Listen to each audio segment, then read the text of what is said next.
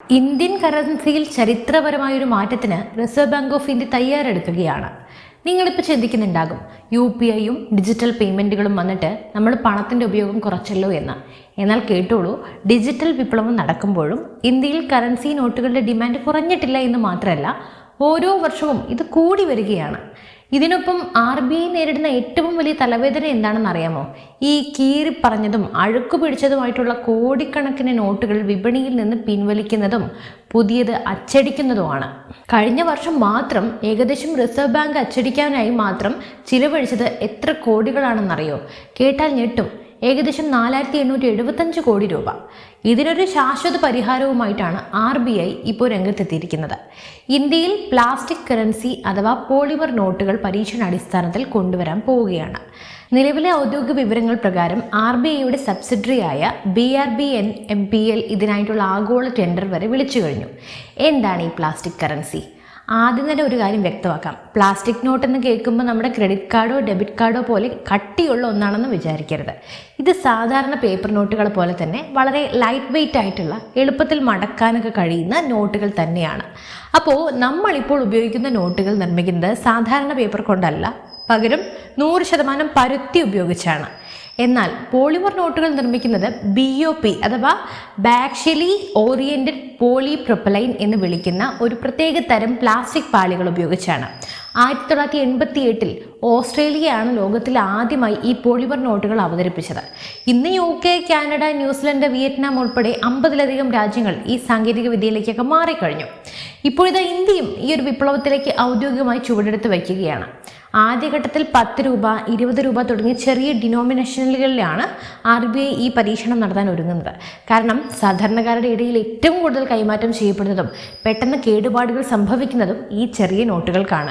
500 രൂപയ്ക്കൊന്നും ഇത്രയ്ക്ക് വലിയ തകരാറുകൾ പൊതുവേ കാണാറില്ല. ഇനി നമുക്ക് നോക്കാം, എന്തുകൊണ്ടാണ് ഈ പേപ്പർ നോട്ടുകളേക്കാൾ മികച്ചതാണ് പോളിമർ നോട്ടുകൾ എന്ന് പറയുന്നത് എന്ന്. ഇവ തമ്മിലുള്ള പ്രധാനപ്പെട്ട വ്യത്യാസങ്ങൾ ഇവയാണ്. ഒന്ന്, അതിശയകരമായിട്ടുള്ള ആയുസ് അഥവാ ഡ്യൂറബിലിറ്റി. ഒരു സാധാരണ പേപ്പർ നോട്ടിൻ്റെ ആയുസ് വളരെ കുറവാണ്. എന്നാൽ പോളിമർ നോട്ടുകൾക്ക് പേപ്പർ നോട്ടുകളേക്കാൾ 2.5 മുതൽ 4 മടങ്ങ് വരെ ആയുസ് കൂടുതലുണ്ട്. അവ അത്ര പെട്ടെന്നൊന്നും കീറിപ്പോകില്ല. 2, വെള്ളത്തെയും അഴുക്കിനെയും പ്രതിരോധിക്കുന്നു. മഴയത്തോ മറ്റു പെട്ടുപോയാൽ പേപ്പർ നോട്ടുകൾ കുതിർന്നു പോകാറുണ്ട് അല്ലേ? അബദ്ധത്തിൽ തുണി കഴുകുമ്പോൾ പോക്കറ്റിലിരുന്ന നോട്ടുകൾ നശിച്ച അനുഭവം നമുക്കൊക്കെ ഇഷ്ടംപോലെ ഉണ്ടായിട്ടുണ്ട്. എന്നാൽ പ്ലാസ്റ്റിക് നോട്ടുകൾ പൂർണ്ണമായിട്ടും വാട്ടർ പ്രൂഫാണ്. ഇതിൻ്റെ ഉപരിതലം വളരെ മിനുസമുള്ളത് കൊണ്ട് അഴുക്കോ ബാക്ടീരിയ ഒന്നും ഇതിലങ്ങനെ പറ്റിപ്പിടിക്കില്ല. നനഞ്ഞ തുണി കൊണ്ട് തുടച്ചാൽ ഇത് പെട്ടെന്ന് വൃത്തിയാക്കാനും സാധിക്കും. ഇനി 3, കള്ളനോട്ടുകൾക്ക് പൂട്ടിടാം അഥവാ അഡ്വാൻസ്ഡ് സെക്യൂരിറ്റി ഫീച്ചേഴ്സിലുണ്ടാവും. പേപ്പർ നോട്ടുകളിൽ കള്ളനോട്ടുകൾ അടിക്കുക എന്ന താരതമ്യം എളുപ്പമാണല്ലോ. എന്നാൽ പോളിമർ നോട്ടുകളിൽ അതീവ സുരക്ഷാ ഫീച്ചറുകളൊക്കെ ഉൾപ്പെടുത്താൻ നമുക്ക് സാധിക്കും. ഇതിൽ സുതാര്യമായ ജനാലകൾ അഥവാ സീ ത്രൂ വിൻഡോസ്, അത്യാധുനിക ഹോളോഗ്രാമുകൾ, പ്രത്യേകതരം മഷികൾ എന്നിവയെല്ലാം നൽകാം. ഇത് വ്യാജമായി നിർമ്മിക്കുക എന്നത് കള്ളനോട്ടുകാർക്ക് അസാധ്യമായിട്ടുള്ള ഒരു കാര്യമാണ്. നമ്മൾ ആലോചിക്കേണ്ടത്, ഇന്ത്യ മുഴുവൻ UPI ഉപയോഗിക്കുന്ന ഈ ഒരു കാലത്ത് RBI എന്തിനാ ഇതിനു വേണ്ടി ഇങ്ങനെ കോടികൾ മുടക്കുന്നത് എന്ന് നിങ്ങളിപ്പോൾ ചോദിക്കുന്നുണ്ടോ? ഞാൻ ഉത്തരം പറഞ്ഞെങ്കിൽ കൂടി ഇതിന് പിന്നിൽ കൃത്യമായ ചില സാമ്പത്തിക ഡാറ്റകൾ കൂടിയുണ്ട്, പറഞ്ഞുതരാം. RBIയുടെ ഔദ്യോഗിക റിപ്പോർട്ടുകൾ പ്രകാരം ഓരോ വർഷവും നോട്ടുകൾ അച്ചടിക്കാനുള്ള ചിലവ് കുത്തനെ കൂടുകയാണ്. 2024 സാമ്പത്തിക വർഷത്തിൽ കറൻസി അച്ചടിക്കാൻ 5101 കോടി രൂപ ചിലവായ സ്ഥാനത്ത് കഴിഞ്ഞ വർഷം അത് 6372 കോടി രൂപയായി ഉയർന്നു. മലിനമായ നോട്ടുകളുടെ വർധനവ് വേറെ. വിപണിയിൽ നിന്ന് കേടുവന്ന നോട്ടുകൾ പിൻവലിക്കുന്നതിൻ്റെ അളവ് ഓരോ വർഷവും കൂടുകയാണ്. കഴിഞ്ഞ സാമ്പത്തിക വർഷത്തിൽ മാത്രം ഏകദേശം 2380 കോടിയിലധികം പഴയ നോട്ടുകളാണ് RBIക്ക് നശിപ്പിച്ച് കളയേണ്ടി വന്നത്. ഇതിൽ ഭൂരിഭാഗവും 500 രൂപയുടെയും 100 രൂപയുടെയൊക്കെയാണ്. പ്ലാസ്റ്റിക് നോട്ടുകൾ നിർമ്മിക്കാൻ തുടക്കത്തിൽ വലിയ ചിലവ് വരുമെന്ന സത്യമാണ്. പുതിയ പ്രിന്റിംഗ് മെഷീനുകൾ, പ്രത്യേക മഷികൾ, അസംസ്കൃത വസ്തുക്കൾ എന്നിവയ്ക്ക് വേണ്ടി വലിയ നിക്ഷേപം വേണം. എന്നാൽ ഈ നോട്ടുകൾ വർഷങ്ങളോളം കേടുകൂടാതെ വിപണിയിൽ നിലനിൽക്കും.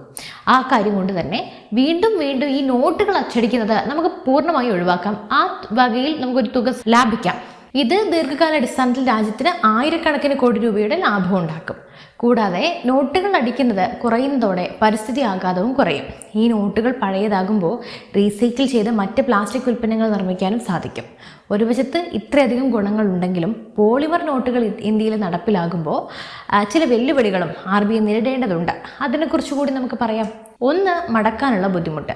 പ്ലാസ്റ്റിക് നോട്ടുകൾ സാധാരണ പേപ്പർ പോലെ എളുപ്പത്തിൽ ഇങ്ങനെ കശക്കി മടക്കാനൊന്നും പറ്റില്ല.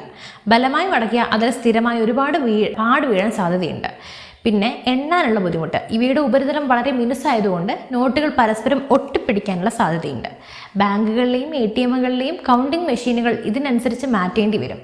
ഇന്ത്യയിലെ എല്ലാ ATM മെഷീനുകളും ഈ പുതിയ നോട്ടുകൾക്ക് അനുയോജ്യമായ രീതിയിൽ റീക്യാബുലേറ്റ് ചെയ്യുക എന്നത് വലിയൊരു ടാസ്ക് തന്നെയാണ്. കാരണം ഇന്ത്യയിലുടനീളം ചെയ്യണ്ടേ.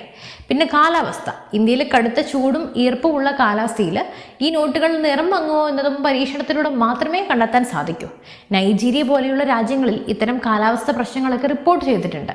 പ്ലാസ്റ്റിക് കറൻസിയിലേക്കുള്ള ഇന്ത്യയുടെ മാറ്റം ഒരു താൽക്കാലിക പരീക്ഷണമല്ല, മറിച്ച് ഡിജിറ്റൽ യുഗത്തിലും രാജ്യത്തിൻ്റെ പണമിടപാടുകൾ കൂടുതൽ സുരക്ഷിതവും ചിലവ് കുറഞ്ഞതാക്കാനുമുള്ള വലിയൊരു തന്ത്രപരമായ നീക്കമാണ്.